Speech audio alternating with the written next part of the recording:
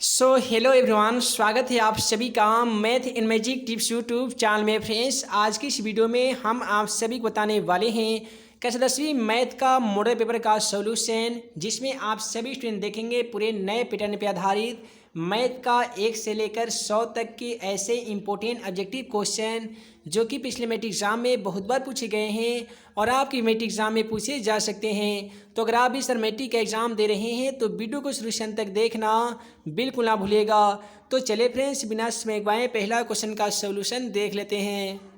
है दोस्तों, जैसा कि आप सभी मोबाइल स्क्रीन पे पहला सवाल क्वेश्चन नंबर 1 को देख पा रहे हैं। पहला सवाल क्वेश्चन नंबर 1 में दिया गया है कि प्रथम 4 समप्रकी संख्याओं का माध्य क्या होगा। उम्मीद है कि आप सभी को तो माध्य ज्ञात करने आता ही होगा। एक फार्मूला होता है सिग्मा एक्स बटा एन। सिग्मा एक्स का मतलब होता है कि कुल प्रेक्षणों का योग और एन का मतलब नंबर अर्थात संख्या, यानी कुल प्रेक्षणों की संख्या। तो इस प्रकार से दिए गए क्वेश्चनों का माध्य ज्ञात कर लीजिएगा। पहला ऑप्शन में दिया गया 5, ऑप्शन बी में दिया गया 8, ऑप्शन सी में दिया गया 10 और ऑप्शन डी में दिया गया है 20।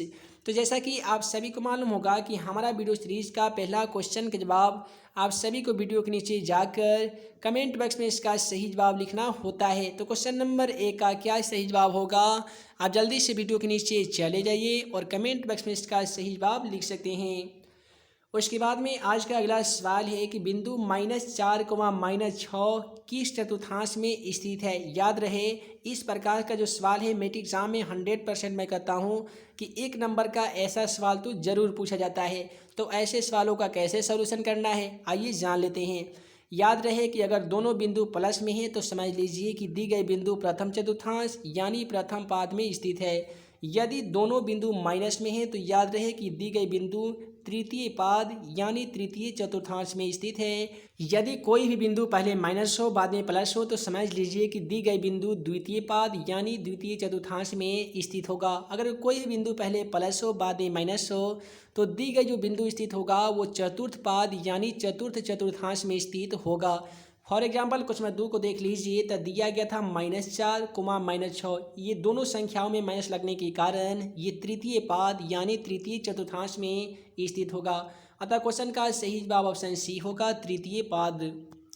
उसके बाद में अगला सवाल है निम्नलिखित में से कौन सी परिमेय संख्या है। इस प्रकार के भी सवाल मैट्रिक एग्जाम में हमेशा से 1 नंबर में पूछे आ रहे हैं। ठीक है, तो याद रखना होगा ये चीज़ कि आखिर परिमेय संख्या का टर्म कंडीशन क्या है, कौन सी स्थिति में परिमेय संख्या होता है, कौन सी स्थिति में अपरिमेय संख्या होता है। तो जान ही लीजिए कि वैसी संख्या जिसे हम लोग p बटा क्यू के रूप में लिखते हैं तथा q does not equal to 0 हो, वैसी सभी संख्याओं को हम लोग परिमेय संख्या कहते हैं। या वैसी संख्या जो रूट में हो, जैसे एग्जाम्पल के तौर पे √9 को देख लीजिए और उसका वर्गमूल होता हो, वैसे सभी संख्याओं को हम लोग परिमेय संख्या कहते हैं। अगर आप ऑप्शन ए को देखेंगे तो √5 का भी वर्गमूल नहीं होता है और प्लस √5 का भी वर्गमूल नहीं होता है। ये वर्गमूल ना होने के कारण ये अपरिमेय संख्या है। उसी प्रकार से ऑप्शन बी में भी क्या सोल्यूशन नहीं होगा, अपरिमेय संख्या है। अगर आप ऑप्शन सी को देखेंगे तो √11 गुने √11 है। जैसा कि आप सभी को मालूम होगा कि 11 में 11 से गुना करती हैं तो 121 होता है और इसको ऐसा गुना कीजिए, 11 गुने 11 कर दीजिए और डबल 11 का √अंडर से 11 निकल जाएगा। तो इस प्रकार से हमें प्राप्त होगा 11 और 11 के नीचे 1 छिपा रहता है जिसे हम लोग p बटा क्यू के रूप में लिख सकते हैं और q का मान 0 के मान के बराबर भी नहीं है।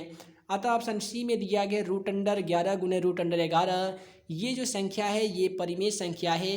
ठीक है, इसलिए क्वेश्चन का सही जवाब ऑप्शन सी होगा। अगला सवाल को देख लीजिए कि सेक 45 डिग्री का मान क्या होता है। मान सारणी तो आप सभी को याद करना बेहद ज़रूरी है। यहाँ पे हमसे पूछा जा रहा है कि सेक 45 डिग्री का मान क्या होता है। तो दोस्तों याद रखिएगा कि सेक में 45 और कौशिक में भी 45 का मान √2 होता है। यही कारण है कि क्वेश्चन का सही जवाब यहाँ पे ऑप्शन बी हो जाएगा, √2। उसके बाद में अगला सवाल क्वेश्चन नंबर 5 को देख लीजिए। क्वेश्चन नंबर 5 से बोला जा रहा है कि द्विघात समीकरण ax² + bx + c = 0 के मूल वास्तविक और असमान होंगे यदि। तो देखिए, मूल वास्तविक एवं असमान होने के लिए d का जो मान होता है वो 0 के मान से बड़ा होना चाहिए और d को हम लोग ऐसे भी लिख सकते हैं b² - 4ac > 0 लिख सकते हैं। तो इस प्रकार का जो ऑप्शन है वो ऑप्शन सी में दिखाई दे रहा होगा। अतः क्वेश्चन का सही जवाब ऑप्शन सी होगा। उसके बाद में अगला सवाल क्वेश्चन नंबर 6 को देख लीजिए। बोला गया है कि दो वृत्तों की त्रिज्याओं का अनुपात a अनुपात b है। तो उनके क्षेत्रफलों का अनुपात क्या होगा। काफ़ी सिंपल सवाल है, क्वेश्चन नंबर 6। आइए इसका आंसर देख लेते हैं। दोस्तों याद रखिएगा कि जब भी वृत्त के त्रिज्या का अनुपात इस प्रकार से, देखिए यहाँ पे a अनुपात b दिया गया है, तो जब भी त्रिज्या का अनुपात दे देगा ना, तो जाहिर सी बात है कि आपसे क्षेत्रफल का अनुपात पूछ लिया जाएगा। तो जो भी अनुपात पहले से दिया गया है उसमें स्क्वायर लगा दीजिए, और जब भी क्षेत्रफल का अनुपात दे दिया जाए तो आपसे त्रिज्या का अनुपात पूछ लिया जाएगा। तो वैसे स्थिति में आप सभी को रूट अंडर लगा देना होगा।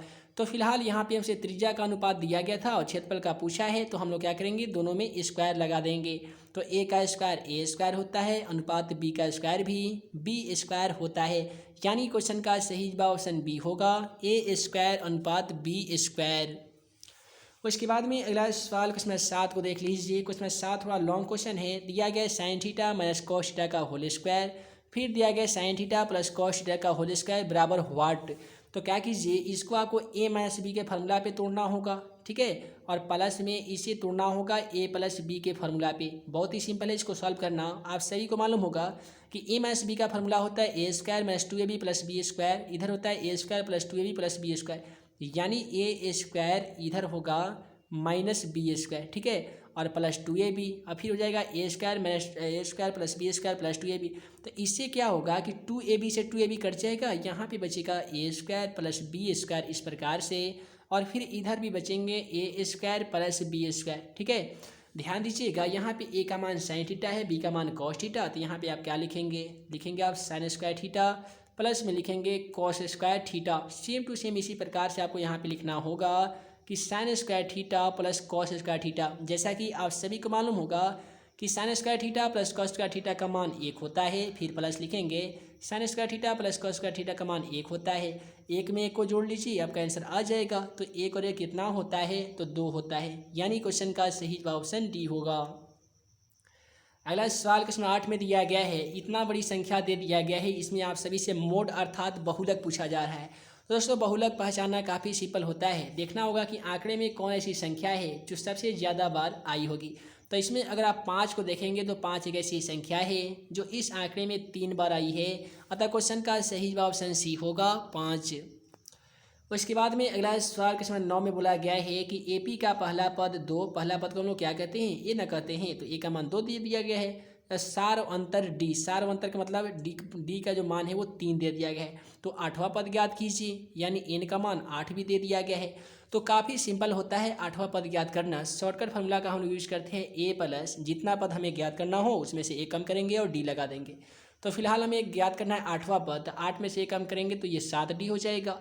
तो ए का मान लिखेंगे 2, यहाँ पे 2 लिखेंगे, प्लस 7 गुने डी का मान लिखेंगे 8, फिर 2 और प्लस 7 8 56 हो जाएगा, ठीक है।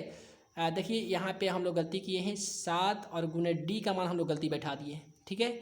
डी का मान जो क्वेश्चन में था 7 गुने डी का मान था क्वेश्चन में 3 था, तो हम लोग 3 लिखेंगे। तो 2 प्लस 7 में 3 से गुणा करने पे कितना होता है, तो 7 का 21 होता है। आप सभी को मालूम होगा कि 21 और 2 23 होता है। चलिए ऑप्शन के माध्यम से देख लेते हैं। तो ऑप्शन सी में 23 दिया जा चुका है, अतः क्वेश्चन का सही जवाब ऑप्शन सी होगा। अगला सवाल क्वेश्चन नंबर 10 को देख लीजिए। क्वेश्चन नंबर 10 में बोला जा रहा है कि 387/405 का सरलतम रूप क्या होगा। है दोस्तों, ऊपर दिया गया 387 और नीचे दिया गया है 405। तो इसे ऐसा कीजिए, इसे 43 में 45 गुना पे 87 होता है, 45 में 43 से गुना करने पे ये 405 होता है। तो ये जो कटेगा ना, ये 43/45 मरतबे कटा दीजिए, यानी ये कटेगा 43 मरतबे, नीचे वाला कटेगा 45 मरतबे। इसके बाद में ये नहीं कट सकता, अतः क्वेश्चन का सही जवाब ऑप्शन ये होगा 43/45। उसके बाद में आइए अगला सवाल दिखा देते हैं। अगला सवाल जो है वो आपसे क्षेत्रफल पूछा गया है त्रिभुज का। जैसा कि आप सभी को मालूम होगा कि त्रिभुज का जो क्षेत्रफल होता है वो होता है 1/2 into x1 into y2 minus y3, जिसको हम आप सभी को काफ़ी ट्रिक से याद करवाते हैं। आप सभी को बताते हैं केवल इतना याद कर लीजिए, 23 31 12 और सब में y लगा दीजिए, उसके बाद x1 x2 x3 लिख दीजिए। आपका त्रिभुज का जो फार्मूला है वो तैयार हो जाता है। तो यहाँ पे क्वेश्चन 11 में पहले हम लोग ऑप्शन देखेंगे। तो x1 into y2 minus y3 plus x2, देखिए ये जो ऑप्शन है ये बिल्कुल सही है। ऑप्शन ए जो है ये त्रिभुज का जो क्षेत्रफल होता है ये बिल्कुल सही है। इसमें देखेंगे तो आपको यहाँ पे मिलेंगे x1 y2 माइनस y3, यहाँ तक ठीक है, प्लस x2, देखिए y3 मान यहाँ तक ठीक है, लेकिन डज नॉट इक्वल टू 0 देने के कारण ये गलत हो जाएगा। यहाँ पे देखेंगे तो y1 y2 दिया गया है, ये भी गलत है, ये भी y1 y2 दिया गया है, तो ये तीनों ऑप्शन आपका गलत है। सही जवाब ऑप्शन ए होगा। उसके बाद में अगला सवाल क्वेश्चन 12 में दिया गया है कि यदि साइन थीटा बराबर √3/2 हो तो tan थीटा का मान क्या है। देखिए ऐसे सवालों को सॉल्व करने का बहुत सारे मेथड है, बहुत सारे मेथडों के माध्यम से आप बना सकते हैं। आसान तरीका मैं आपसे ये बता दूं कि साइन में आपको देखना होगा कि कितने डिग्री का मान √3/2 होते हैं। तो आप बोलेंगे कि सर साइन में 60 डिग्री का जो मान होता है और √3/2 होता है। तो हम कहेंगे कि ठीक है, तो tan में भी 60 डिग्री का मान खोज लीजिए। तो tan में 60 डिग्री का मान अगर खोजेंगे तो आपको √3 मिलने के कारण क्वेश्चन का सही जवाब ऑप्शन सी हो जाएगा, √3। अगला सवाल बोला गया है बिंदु -6,11 में भुज का मान क्या होगा। एक चीज़ हमेशा याद रखिएगा, x को हम लोग कहते हैं भुज, y को हम लोग कहते हैं कोटि। कई बार मेट्रिक एग्जाम में भुज पूछ लिया जाता है, कई बार कोटि पूछ लिया जाता है, कभी मूल बिंदु का निर्देशांक पूछ लिया जाता है।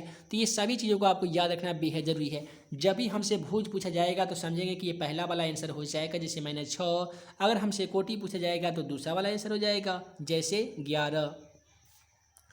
उसके बाद में है कि यदि किसी घन का प्रत्येक किनारा a इकाई तो उसका जो होगा संपूर्ण पृष्ठ का क्षेत्रफल कितना होगा। तो हमेशा के लिए याद कर लीजिए कि घन का जो होता है संपूर्ण पृष्ठ का क्षेत्रफल वो होता है 6 गुने भुजा का स्क्वायर। तो 6 गुने यहाँ पे भुजा का मान अर्थात किनारा का मान l दिया गया है, तो l का स्क्वायर कर लीजिए। तो क्वेश्चन का सही जवाब 6l² इकाई आएगा। तो इस प्रकार का ऑप्शन सी में दिखाई दे रहा होगा, अतः क्वेश्चन का सही जवाब ऑप्शन सी होगा। उसके बाद में अगला सवाल तो काफ़ी सिंपल है। दिया गया है कि यदि अल्फा तथा बीटा द्विघात बहुपद x² + 7x + 12 के शून्यांक है तो अल्फा प्लस बीटा का मान क्या होगा। क्या कीजिए, पूछा गया है अल्फा प्लस बीटा का मान पूछा गया है। तो फार्मूला होता है -b/a होता है। तो -b का मान क्या है, तो 7 है, तो आप लिखेंगे 7 और a का मान कुछ भी नहीं है, क्योंकि x² का गुणांक अगर आप क्वेश्चन में देखेंगे तो कुछ भी आपको ना मिलेगा, तो आप 1 मान लीजिए। तो अगर आप -7 में 1 से भाग लगा भी देते हैं तो आपका -7 ही क्वेश्चन का सही जवाब आ जाएगा, यानी आपका ऑप्शन ए बिल्कुल सही जवाब हो जाएगा, -7। उसके बाद में है असंभव घटना की प्रायिकता कितनी होती है। तो हमेशा के लिए जान लीजिए असंभव घटना की प्रायिकता 0 होती है और उसके बाद में अनिश्चित घटना की भी प्रायिकता 0 होती है। उसके बाद में संभावित परिणाम जो होता है वो 1 होता है, संभव घटना की प्रायिकता 1 होता है, अधिकतम प्रायिकता का मान भी 1 होता है, निश्चित घटना की प्रायिकता भी 1 होता है। तो इस प्रकार से आपके प्रायिकता से रिलेटेड 1-2 क्वेश्चन मैट्रिक एग्जाम में पूछे जाएंगे। तो उम्मीद है कि आप सभी इसका आंसर बना पाइएगा। अगला क्वेश्चन में बोला गया है कि cot 46, cot 27 degree, cot 44 degree, cot 63 degree का मान क्या होगा। तो आपको क्या करना होगा कि इसमें 90-90 का जोड़ा लगा लीजिएगा। ठीक है, इस प्रकार से 90-90 का जोड़ा लगा दीजिएगा, दोनों में से एक तोड़ दीजिएगा। जब तोड़ के बनाइएगा तो ये इस प्रकार से आएगा tan थीटा गुने आएगा cot थीटा। फार्मूला तो आप सभी को मालूम होगा कि tan थीटा गुने cot थीटा का मान क्या होता है। तो दोस्तों आप बोलिएगा कि 1 होता है, यानी क्वेश्चन का सही जवाब ऑप्शन बी होगा, 1। उसके बाद में अगला सवाल क्वेश्चन नंबर 18 को देख लीजिए। क्वेश्चन नंबर 18 में बोला जा रहा है कि त्रिभुज ABC तथा त्रिभुज DEF में AB/DE BC/EF AC/DF है, जो इतना बराबर 3/5 है। तो त्रिभुज ABC का क्षेत्रफल और त्रिभुज DEF का क्षेत्रफल का अनुपात क्या होगा। तो एक चीज़ याद रखिएगा कि जब कोई भी ऐसा त्रिभुज है जिसकी जो भुजाएं होती है वो आपस में बराबर होती है, तो त्रिभुज का जो क्षेत्रफल होता है उसके वर्गों के अनुपात के बराबर होता है। यानी 3/5 दिया गया है, इसको हम स्क्वायर कर देंगे, इसे अनुपात में बदल देंगे ना, तो त्रिभुज ABC और DEF का क्षेत्रफल का अनुपात आ जाएगा। तो 3 का स्क्वायर 9 होता है, 5 का स्क्वायर 25 होता है। इसे अनुपात में चेंज करने के लिए आपको बोला जाएगा, तो जाहिर सी बात है आप चेंज कीजिएगा, 9:25 चेंज कीजिएगा। तो 9:25 ऑप्शन को देख लीजिए, ऑप्शन सी में दिखाई दे रहा होगा, अतः क्वेश्चन का सही जवाब ऑप्शन सी होगा। अगला सवाल क्वेश्चन 19 को देख लीजिए। बोला जा रहा है कि कौन सी समांतर श्रेणी में नहीं है। तो सबसे पहले आपको ये जानना होगा कि कौन सी स्थिति में समांतर श्रेणी में होता है, कौन से टर्म कंडीशन में समांतर श्रेणी नहीं होता है। ये जानिएगा तब है ना ऑप्शन को गलत कीजिएगा या सही कीजिएगा। तो जान लीजिए समांतर श्रेणी में होने के लिए क्या शर्त होता है। हम लोग क्या करते हैं, डी का मान ज्ञात करते हैं। फार्मूला तो आप सभी को मालूम होगा, A2 - A1। एक और D2 हम लोग ज्ञात करते हैं, वहाँ भी फार्मूला का यूज़ करते हैं, A3 - A2 ज्ञात करते हैं। जब भी ये दोनों चीज़ ज्ञात करते हैं, दोनों में जो मान होता है वो इक्वल आ जाता है, बराबर आ जाता है, तो हम लोग कहते हैं कि दी गई जो सूची है वो AP में है, अन्यथा नहीं है। तो हम लोग क्या करेंगे, बारी बारी से ऑप्शनों के माध्यम से बनाएंगे। देखिए पहला ऑप्शन चलते हैं, तो A2 का मान यहाँ पे 42 मिलेगा, हम लोग लिखेंगे 42 माइनस A1 का मान 21 मिलेगा, तो हम लोग 21 लिखेंगे। 42 में से 21 घटा लीजिएगा तो जाहिर सी बात है 21 बचेगा। उसके बाद D2 में जाएंगे तो A3 माइनस A2, देखिए A3 का मान यहाँ पे 63 है, तो 63 माइनस A2 का मान यहाँ पे 42 है। अगर 63 में से 42 हटा लीजिएगा तो 21 आएगा। तो आपने देखा दोनों में 21 बराबर हो जाने के कारण पहला जो ऑप्शन है ये AP में है, तो पहला ऑप्शन तो गलत हो गया। हमको देखना है कि कौन सा AP में नहीं है, अर्थात समांतर श्रेणी में नहीं है। ऑप्शन बी को देखते हैं, तो 9 में से 11 घटाएंगे तो कितना बचेगा, -3 बचेगा। 7 में से 9 घटाएंगे तो ये भी कितना बचेगा, 7 दूना, देखिए सॉरी यहाँ पे गलती कर दिए हैं, 9 में से 11 घटाएंगे तो -2, 7 में से 9 घटाएंगे फिर भी -2, ये भी बराबर आ जाने के कारण समांतर श्रेणी में है। ऑप्शन सी को देखते हैं, तो 7 में से 5 घटाएंगे तो 2 बचेगा, 9 में से 7 घटाएंगे तो भी 2 बचेगा, तो इसमें भी 2 2 इक्वल आ जाने के कारण ये भी जो ऑप्शन है ऑप्शन सी वाला ये भी समांतर श्रेणी में है। जब 3 ऑप्शन गलत हो गया है तो जाहिर सी बात है ऑप्शन जो डी दिया गया है ये समांतर श्रेणी में नहीं होगा। उसके बाद में आइए क्वेश्चन 20 दिखा देते हैं। क्वेश्चन 20 को देख लीजिए, बोला जा रहा है कि 3 का क्यूब गुने 2 गुने 5 तथा 3 का स्क्वायर गुने 2 का स्क्वायर गुने 5 का महत्तम समापवर्तक क्या होगा। आसान सा ट्रिक अपनाइएगा, यहाँ पे दिया गया 3 का क्यूब यानी 3 को 3 बार लिख दीजिए, इस प्रकार से 3 गुने 3 कर दीजिए। उसके बाद में दिया गया 2 गुने 5 तो लिख दीजिए 2 गुने 5। उसके बाद में इसमें देखिएगा तो 3 का स्क्वायर दिया गया है तो 3 को 2 बार लिख दीजिए, 2 का स्क्वायर दिया गया है तो 2 को 2 बार लिख दीजिए, और 1 दिया गया है 5, उसे ऐसे इस प्रकार से लिख दीजिए। जैसा कि आप सभी को मालूम होगा एचसीएफ यानी महत्तम समापवर्तक निकालने के लिए जो संख्या दोनों में मिल जाती है वो एचसीएफ कहलाती है। दोनों में यहाँ पे 3 मिल रही है, यहाँ पे दोनों में 3 मिल रही है, ठीक है, और यहाँ पे देखिएगा तो दोनों में 2 मिल रही है तो हम यहाँ पे 2 लिखेंगे, और यहाँ पे दोनों में 5 मिलने के कारण हम यहाँ पे 5 मिले लिखेंगे, और ये सभी संख्याओं में गुना कर देंगे और ऑप्शन में खोज लेंगे तो आंसर आ जाएगा। कैसे गुना करेंगे, 5 दूनी 10 होता है, 10 तियाँ 30 होता है, और 30 तियाँ कितना होता है तो 90 होता है। आइए ऑप्शन के माध्यम से देख लेते हैं 90 दिया गया है या नहीं। तो अगर आप ऑप्शन ए को देखेंगे तो 90 दिया जा चुका है, अतः क्वेश्चन का सही जवाब ऑप्शन ए हो जाएगा। अगला सवाल क्वेश्चन 21 को देख लीजिए, काफ़ी सिंपल सवाल है कि एक द्विघाती बहुपद का आलेख इनमें से कौन सा होगा। तो याद रखिएगा द्विघाती अर्थात 2 घात वाले बहुपद का जो आलेख होता है वो हमेशा परवलय रेखा होता है, अतः क्वेश्चन का सही जवाब ऑप्शन डी होगा। उसके बाद में क्वेश्चन 22 को देख लीजिए। क्वेश्चन 22 में बोला जा रहा है कि यदि साइन ए बराबर कॉस ए हो तो टेन ए का मान क्या होगा। यानी क्वेश्चन में बोला गया है कि साइन और कॉस कौन सी स्थिति में बराबर होता है उतना ही का मान टेन में बैठा दीजिएगा, आंसर आ जाएगा। तो क्या कीजिए, साइन में जो 45 डिग्री का मान होता है वो कॉस में 45 डिग्री का मान के बराबर होते हैं, तभी ये दोनों आपस में बराबर होते हैं। तो उसी प्रकार से बोला गया है तो टेन ए का मान क्या होगा, तो ऐसा कीजिए टेन 45 का मान बता दीजिए। तो टेन में जो 45 डिग्री का मान होता है वो 1 होता है, यानी क्वेश्चन का सही जवाब ऑप्शन बी होगा 1। उसके बाद में बोला गया है कि निम्नलिखित में से कौन सा द्विघात समीकरण है। काफ़ी सिंपल सवाल है। क्वेश्चन 23 एक से याद रखिएगा, कोई भी ऐसे पहले हम आप सभी को ये बता देते हैं कौन सी स्थिति में द्विघात समीकरण होता है, कौन सी स्थिति में नहीं होता है। चूँकि ये जानिएगा ना तभी आप जो एग्जाम में जो भी ऑप्शन मिलेगा उसके हिसाब से आप क्वेश्चन सॉल्व कर पाइएगा। तो बोला गया कौन सा द्विघात समीकरण है, तो कोई भी ऐसा चर हो जो रूट के अंदर हो वो कभी आपका द्विघात समीकरण नहीं हो सकता है। तो देखिएगा तो यहाँ पे रूट में अंदर में है, रूट के अंदर में चर है तो ये तो कभी होगा नहीं। कोई भी ऐसा चर हो जो बट्टा में दिया गया हो ये नहीं होता है। इसमें भी देखिएगा तो बट्टा में चर है, यहाँ पे भी बट्टा में चर है, अतः ऑप्शन सी और बी भी गलत हो गया। तो ऑप्शन डी में बच गया है x+1 का होल स्क्वायर बराबर 4। इसे आप a+b के फॉर्मूला पे बना सकते हैं। तो ये जो आपका ऑप्शन होगा ये द्विघात समीकरण का उदाहरण होगा। अगला सवाल, एक सिक्के को एक बार उछाला जाता है तो शीर्ष आने की प्रायिकता ज्ञात करें। याद रखिएगा जब भी हम सिक्के को उछालेंगे ना तो क्या हेड आएगा नहीं तो टेल आएगा, तो कुल जो परिणाम हो जाता है हमारा वो 2 होता है, ठीक है। एक सिक्के को एक बार उछालेंगे तो जाहिर सी बात है हेड आएगा नहीं तो टेल आएगा। इसके अलावा कोई अन्य संख्या आ सकता है, नहीं ना आ सकता है। तो अब हमसे पूछा गया है कि शीर्ष आने की प्रायिकता ज्ञात करें, तो शीर्ष हो सके तो एक ही ना आएगा, शीर्ष 1 होता है। उसके बाद में यहाँ पे कुल संख्या 2 होता है। तो फार्मूला कहा जाता है कि अनुकूल परिणामों की संख्या बटा कुल परिणामों की संख्या, यानी 1/2 इस क्वेश्चन का बिल्कुल सही जवाब हो जाएगा। यही कारण है कि इसका ऑप्शन सी बिल्कुल सही जवाब होगा। उसके बाद में अगला सवाल देख लीजिए कि यदि किसी पहिए की त्रिज्या अर्थात r का मान 21/22 मीटर है तो उसके द्वारा एक चक्कर में तय की गई दूरी कितनी होगी। तो देखिए यहाँ पे आप सभी से तो पहिए द्वारा तय की गई दूरी पूछा जा रहा है, ठीक है, और पहिया दूरी इस प्रकार से तय करती है यानी परिधि हो जाएगा।